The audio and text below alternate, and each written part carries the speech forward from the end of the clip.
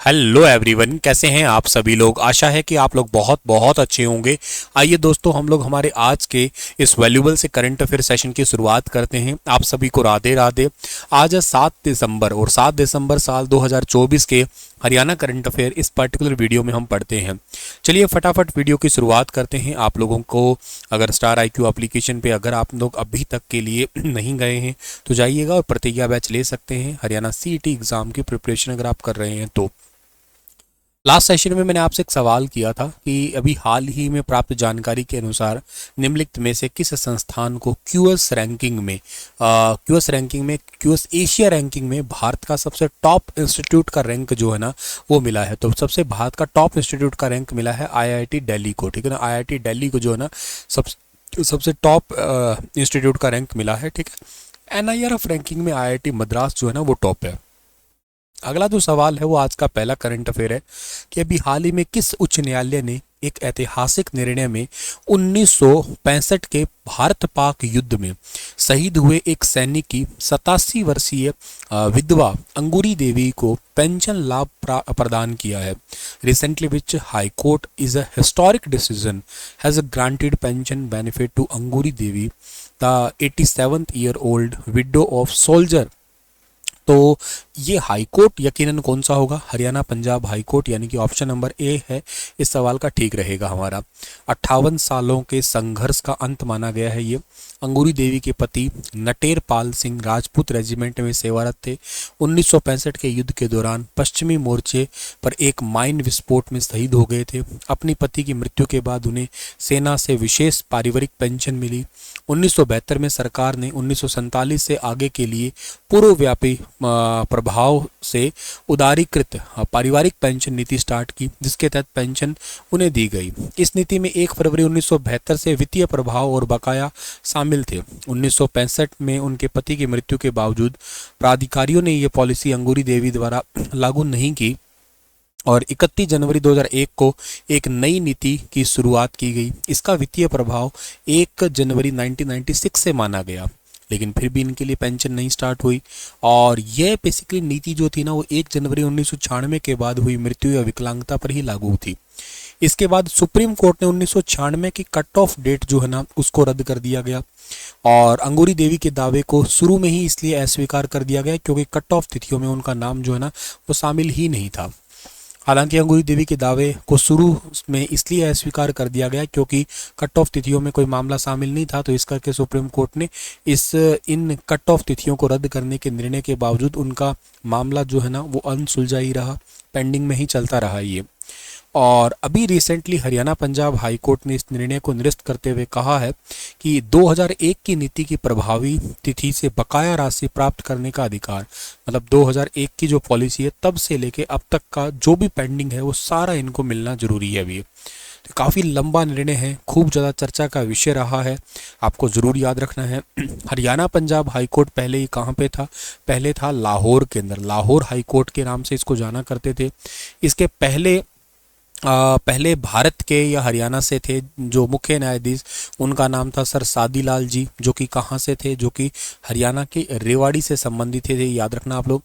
इसके बाद में जो है ना अगला जो आपको याद रखना है क्या कि सादीलाल जी रेवाड़ी से थे, ठीक है, समझ में आती है। लेकिन इसे 1947 यानी कि 1947 में जब भारत आज़ाद हुआ तो इसे कहाँ शिफ्ट कर दिया गया? तो भारत आज़ाद हुआ तो इसे शिमला शिफ्ट कर दिया गया क्योंकि लाहौर तो कहाँ चला गया? लाहौर तो चला गया था पाकिस्तान के अंदर, ठीक है ना, ये पाकिस्तान का हो गया पार्ट।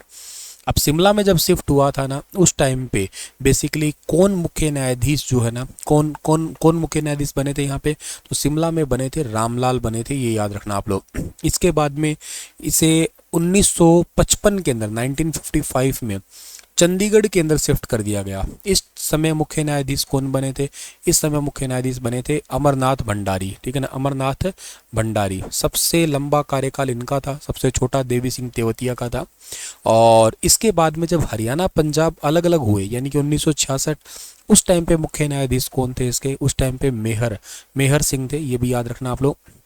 और इसके वर्तमान में 36वें हैं जिनका नाम है शील नागू, पहले MP के थे ये। और एकमात्र महिला मुख्य न्यायाधीश, मतलब कार्यवाहक बनी थी, टेम्परेरी बनी, परमानेंट तो नहीं, रितु बहारी, ठीक है ना, रितु बहारी अभी वर्तमान में ये उत्तराखंड हाई कोर्ट की मुख्य न्यायाधीश है। वैसे अपने भारत में ये हाई कोर्ट वाला कंसेप्ट जो है ना ये आया कब था, तो देखो 1861 का तो एक्ट था महारानी विक्टोरिया के टाइम पे, और 1862 के अंदर 3 हाई कोर्ट आए थे एक साथ में। एक तो आया था बॉम्बे का, ठीक है ना, एक आया था कलकत्ता, ठीक है ना, कलकत्ता का आया था, और एक आया है उस टाइम पे कौन सा, एक आया था मद्रास का। तो बॉम्बे, कलकत्ता, मद्रास जो है ना ये 3 एक साथ आए थे। आज टोटल हाई कोर्ट कितने हैं, तो आज टोटल हाई कोर्ट इंडिया में 25 है। 25वां हाई कोर्ट जो है ना वो कौन सा है, 1 जनवरी को आया था, 1 जनवरी 2019 को, आंध्र प्रदेश के अमरावती का। एक से ज्यादा राज्य के 2 हाई कोर्ट, मतलब 2 राज्यों का 1 हाई कोर्ट हो सकता है, ये कौन से आर्टिकल में है, देखो 2 या 2 से ज्यादा मतलब कितना होता है, 3 का 1 यानी कि 231 में 2 या 2 से ज्यादा का 1 हो सकता है। हरियाणा पंजाब का इकट्ठा है, जैसे महाराष्ट्र गोवा का इकट्ठा है, ऐसे इकट्ठे हो सकते हैं ये, ठीक है। सो ये अच्छा सवाल बन सकता है, इंपॉर्टेंट क्वेश्चन है, याद कर लेना जी से।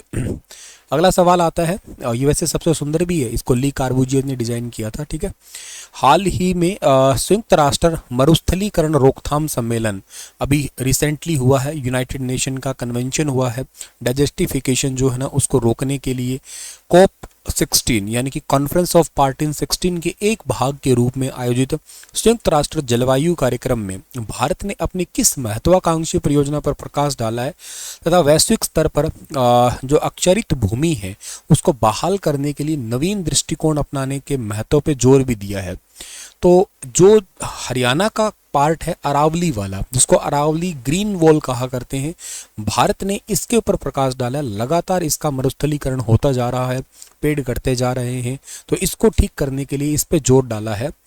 अरावली ग्रीन वॉल परियोजना के बारे में खास चीज़ है कि अफ्रीका की ग्रेट वॉल पहल है ना, इससे प्रेरित होकर अरावली ग्रीन वॉल परियोजना जो है वो स्टार्ट की जा रही है। साल 2027 तक 1.1 मिलियन हेक्टेयर से ज़्यादा जो पेड़ कटे हैं या ऐसी जगह जहाँ पे मरुस्थलीकरण के प्रभाव देखने को मिले हैं वहाँ पे वनारोपण किया जाएगा, मिट्टी का सुधार किया जाएगा, या वहाँ का ग्राउंड वाटर लेवल है उसको इंक्रीज किया जाएगा। इकोलॉजिकल वॉल डेवलप अगर होती है तो कार्बन सिंक है ना वो भी बढ़ता है, इससे मतलब कार्बन न्यूट्रन भी होता है। भारत का वैसे टारगेट भी है 2070 तक नेट कार्बन जीरो करना। थार रेगिस्तान की पूर्व की ओर फैलने से रोकती है अरावली पर्वतमाला, ये भी एक खास बात है। और ये हो क्यों रहा है पता है, अत्याधिक भूमि क्षरण या मरुस्थलीकरण, अतिक्रमण हो रहा है, खनन हो रहा है, शहरीकरण हो रहा है, इस वजह से ही। तो इन सभी चीज़ों को रोकने के लिए ही ऐसा किया जा रहा है, और ये हरियाणा, दिल्ली, राजस्थान और गुजरात का सहयोग है, इसमें सबका शामिल है। मिट्टी संरक्षण को भी बढ़ावा मिलेगा इस कार्य से। सरकारें ज़्यादा से ज़्यादा जो है ना देसी वृक्ष लगाएगी, झाड़ियाँ लगाएगी जो जंगलों में अक्सर होते हैं ना आपके। ये हरियाणा में इसमें पहले चरण में गुरुग्राम, फरीदाबाद, भिवानी समेत टोटल 66 जल निकाय जो है ना इसमें शामिल किए गए हैं। हरियाणा की योजना में 35,000 हेक्टेयर जमीन का पुनरुद्धार शामिल है। गुड़गांव में अकेले में ही 18,000 हेक्टेयर जमीन। तो ओवरऑल कोशिश है कि इसमें ज़्यादा से ज़्यादा झाड़ियाँ या देसी वृक्ष लगा के यहाँ पे मरुस्थलीकरण को रोका जा सके। इसका ब्लूप्रिंट अभी रिसेंटली तैयार किया है। अरावली पृथ्वी पर सबसे पुराना वलित पर्वत माना जाता है। ये दिल्ली, गुजरात से दिल्ली मतलब राजस्थान और हरियाणा से होके 800 किलोमीटर तक फैला हुआ है। ये अरावली पर्वतमाला की सबसे ऊंची चोटी माउंट आबू पे एक गुरु शिखर नाम की चोटी है, वो सबसे ऊंची चोटी है यहाँ पे। और इसके अलावा जो है ना ये सर्दियों के महीनों के दौरान सिंधु और गंगा की उपजाऊ जलोढ़ नदी और मध्य एशिया से आने वाली ठंडी पश्चिमी हवाओं से बचाने का काम भी यही करता है। हरियाणा में भूजल निष्करण का कितना स्तर पहुंच गया है, जो दिखाता है कि भूजल निष्करण की दर धारणीय उपयोग सीमा से ज़्यादा है। मतलब what is the level of ground water extraction reached in Haryana which indicate the rate of ground water extraction exceed the sustainable use limit. मतलब हम लोग कितना परसेंटेज तक ग्राउंड वाटर लेवल को यूज कर चुके हैं, और जो कि ये परसेंटेज दिखाता है कि भाई अब तो अति हो चुकी है, सस्टेनेबल यूज लिमिट आ चुकी है। सस्टेनेबल का मतलब होता है कि कुछ चीज़ को ऐसे यूज करो जो आज तो बनी रहे पर भविष्य में भी बनी रहे। आने वाली पीढ़ियों के लिए, दादा ले पोता बरते कहावत है ना, तो भाई अभी दादे के टाइम पे भी पड़ी रहे और पोते के टाइम पे भी वो चीज़ पड़ी रहे। तो ग्राउंड वाटर लेवल हम इतना ज़्यादा यूज कर चुके हैं, कितना परसेंटेज, 135.74% तक हम लोग जो है ना यूज कर चुके हैं, जो कि ये दिखाता है कि भाई अब लिमिट आ चुकी है। हरियाणा के अंदर जो आपका लगभग लगभग 9.55 बिलियन क्यूबिक मीटर जो है ना, ये वार्षिक भूजल पुनर्भरण है। और इसके अलावा जो है ना निकलने योग्य है 8.69 बीसीएम बिलियन क्यूबिक मीटर, ठीक है ना। और टोटल 2023 तक 11.8 बीसीएम था। तो ये दिखाता है कि लगभग 135.74% है, जो कि एक लेवल से भी ज़्यादा है। ऐसा पंजाब के अंदर भी है, पंजाब में भी काफ़ी परसेंटेज जा रहा है, राजस्थान के अंदर भी काफ़ी ज़्यादा गया है, 148% तक चला गया है बल्कि राजस्थान में। तो इससे क्या होता है सर, इससे ग्राउंड वाटर लेवल जब गिरता है तो साफ पानी जो है ना वो ख़त्म हो जाता है, और फिर ग्राउंड वाटर में जो है ना वो सीवरेज वाला पानी, जिसमें बहुत सारे आर्सेनिक, फ्लोराइड, नाइट्रेट, लोह ऐसे प्रदूषक तत्व होते हैं जो सीधा हमें बीमार, कैंसर तक की बीमारी करवा के देते हैं फिर हम लोगों को। तो जल शक्ति मंत्रालय ने राज्यों को, किसानों को मुफ्त सब्सिडी वाला विद्युत उपलब्ध करवाने की नीति है, वो भी इसके लिए भी जो है ना वो प्रयास किया जा रहा है। मतलब जो इलेक्ट्रिक ट्यूबवेल है ना हमारे, जैसे सोलर ट्यूबवेल है, वो इवन किसानों को ये कहा जा रहा है कि फसल चक्कर अपनाओ। हरियाणा में तो बल्कि एक योजना भी चलती है जिस योजना का नाम है मेरा पानी मेरी विरासत योजना। इसके अलावा ऐसा भी है कि जैसे ग्राउंड वाटर रिचार्ज के लिए कि घर पे जब बारिश वगैरह होती हो तो घर की छत का पानी सारा बोरिंग सिस्टम में जाए। इसके अलावा 2019 में जल शक्ति अभियान एक मिशन संचालित कार्यक्रम कर रहा है जो वर्षा जल संचयन और जल संरक्षण पर केंद्रित है बेसिकली। और इसके अलावा जल शक्ति डिपार्टमेंट जो है ना भारत भर के 151 जल संकटग्रस्त जिलों पर केंद्रित ये कार्यक्रम चला रहा है।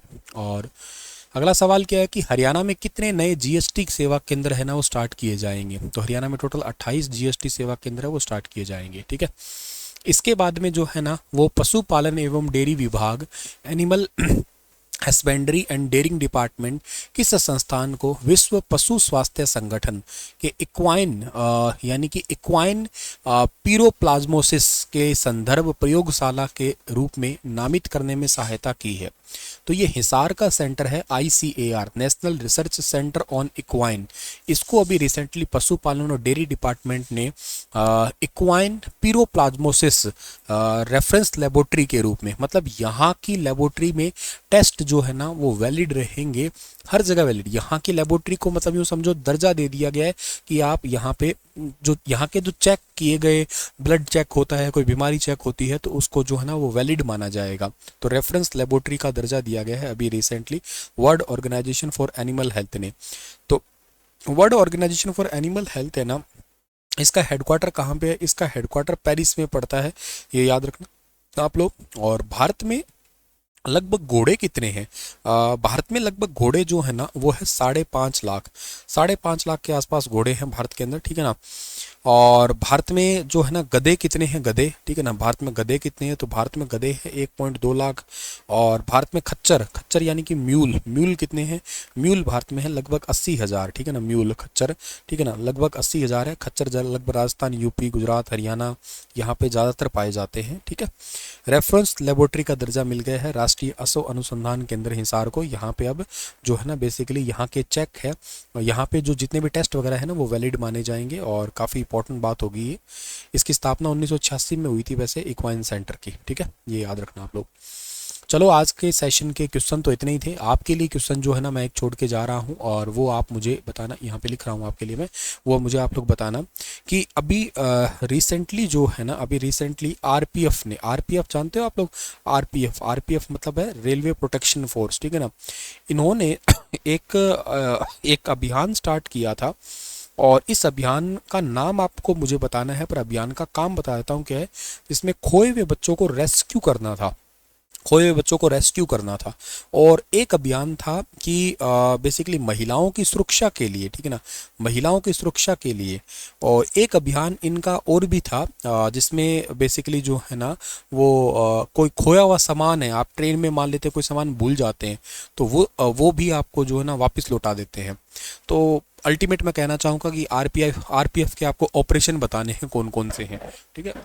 जैसे मैं आपको हिंट दे देता हूँ, ऑपरेशन अमानत, ऑपरेशन आहट, ठीक है ना, ऐसे करके कोई ऑपरेशन मिलेंगे आपको, तो आप मुझे वो कमेंट में लिख के बताना जरूर। अच्छा सवाल पूछा मैंने, बहुत इंपॉर्टेंट भी है ये, अपने लेवल पे सर्च करके लिखना जरूर, ठीक है। थैंक यू, राधे राधे बच्चा।